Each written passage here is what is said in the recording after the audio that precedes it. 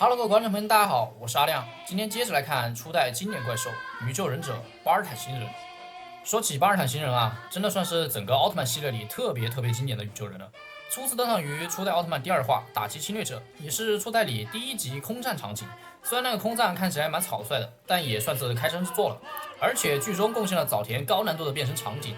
巴尔坦星人呢，在初代中也是登场了2次啊，第2次登场于是16话，科特队向宇宙进发。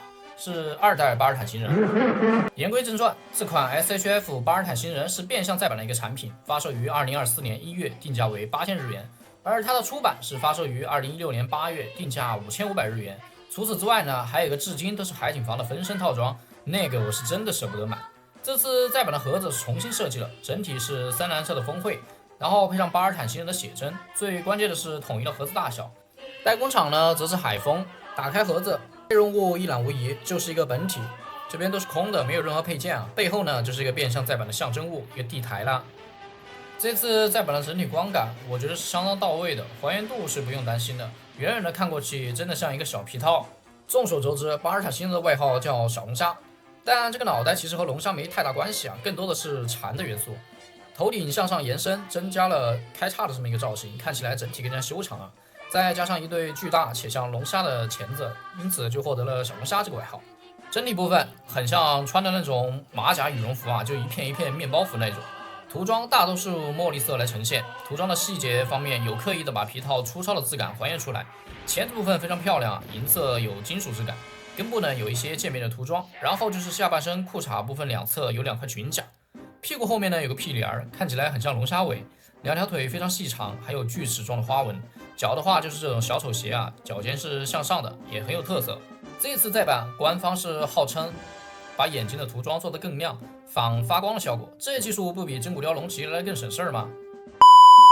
还有我发现一个问题，它这2个钳子的开合幅度居然是不一样的，右边的开合幅度是比左边大很多，我当时还以为是重响，后面仔细看了一下剧中，确实是左右两边的钳子开合是不一致的。这个细节万代也是还原出来了，还是蛮有巧思在的。由于巴尔坦星人没有配件啊，因此可以把它这个钳子就算作一个配件。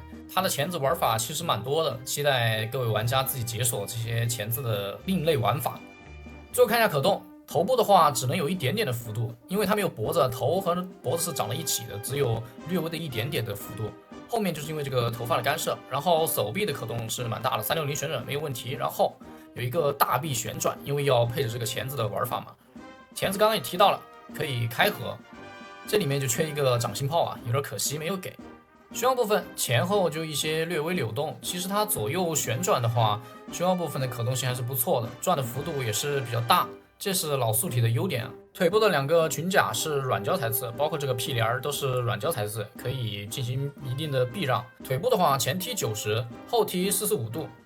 虽然裙甲能避让，但是它这个大腿根部这个零件挡住了，因此只有略微45的幅度，弯曲是没问题的。然后脚的话是一个一体的小手鞋嘛，接地性还是不错的，整体松紧度也蛮厚实的。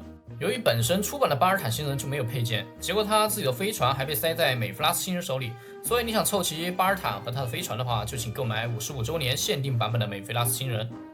OK， 简单总结一下，对于这款巴尔坦星人 SHF， 因为我本身就很喜欢初代，所以对于初代里的怪兽也是比较喜欢。我个人的评价是非常不错的，得益于再版，我也是花了不到300入手了这个怨念之物。就算是没啥配件，把玩的娱乐性会差点，但是小时候的记忆确实会上一些 buff。真的希望万代早点把安东拉给再版了，再版的名头都给你取好了，安东拉帕拉基侵蚀味儿。OK， 以上就是本期视频全部内容，如果喜欢的话，麻烦一键3连加关注，咱们下期视频再见。